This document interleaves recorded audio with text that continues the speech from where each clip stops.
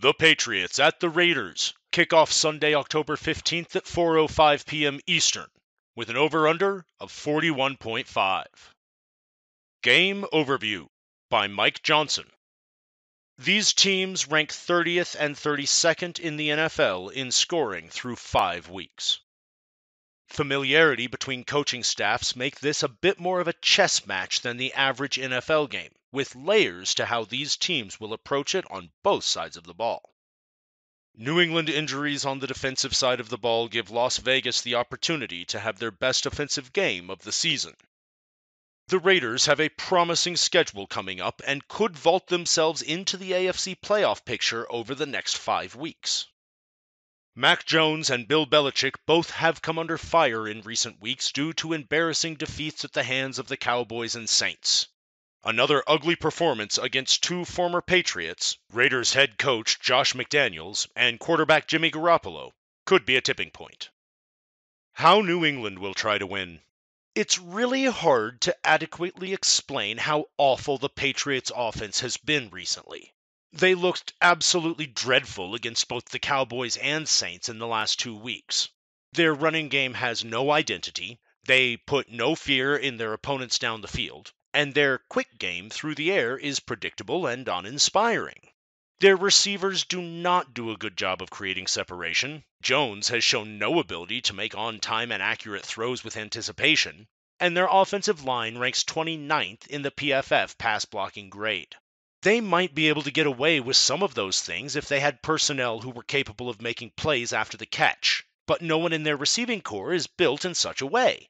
The results shouldn't be surprising when you look at all the ingredients. While the Saints and Cowboys have solid defenses, the Patriots made them look like superstars. Consider the fact that the dominant Dallas performance against New England was sandwiched between games where they gave up 28 points to the mediocre Cardinals and 42 points to the 49ers. Not good, Bill. Not good at all. This week, the Patriots face a Raiders defense that has been fine, but not great. They haven't looked dominant at any point this season, but only the Bills have scored more than 24 points against them. The Patriots don't look like a team that is ready to let Jones loose, and anyone who has watched the last 2 weeks can't blame them. And as explored above, their personnel is nothing to write home about. New England doesn't have a lot of options in terms of its approach, as the running game and short, quick passing is the Patriots' only viable means to move the ball without risking disaster.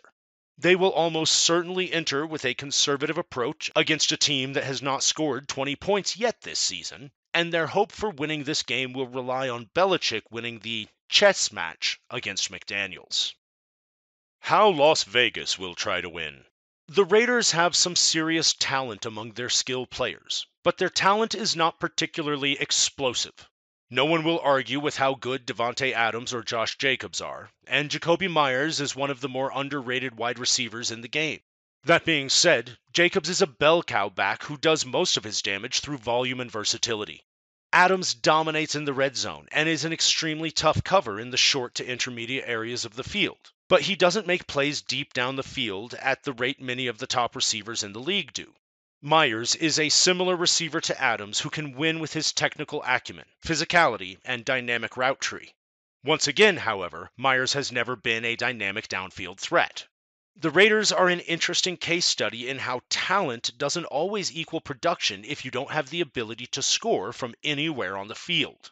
Las Vegas has yet to score 20 points in a game this season and is 30th in the league in points per game. This week against the Patriots, the Raiders face a struggling team that has been decimated with injuries on defense. New England will be without star rookie cornerback Christian Gonzalez, shoulder, and likely without Matthew Judon, biceps. These holes make them more vulnerable in all areas, as their team is built upon the strengths those players provide at their respective points on the defense. In Week 5, Saints running backs Alvin Kamara and Kendre Miller racked up production on the ground and through the air as the Patriots were left scrambling behind an early deficit. The Saints were also able to move the ball reasonably well through the air, and the day could have been much better if not for a couple of critical drops.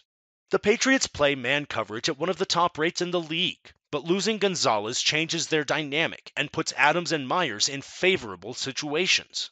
Those two continue to account for at least 50% of the team's targets on a weekly basis, and should do the same this week with a good chance for success. New England has had a bend but don't break defensive philosophy for a long time, and the Raiders should be able to move the ball well this week. But Las Vegas's lack of explosiveness will likely keep them from putting up points quickly, and they will need to see a severe uptick in red zone efficiency. Likeliest game flow.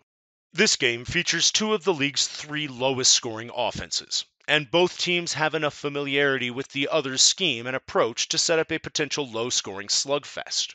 Las Vegas should move the ball much better than New England, but the Raiders will need long drives and haven't been great in the red zone. They've converted only half of their red zone chances into touchdowns this season. This lack of scoring efficiency from the Raiders should allow the Patriots to stay conservative deep into the game.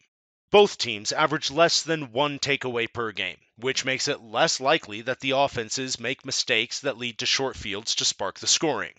The one hope this game has for a scoring outburst is if the Raiders are able to convert their early drives into touchdowns due to the injury situation New England is dealing with, and the Patriots offense wakes up in an easier matchup by playing at a faster pace.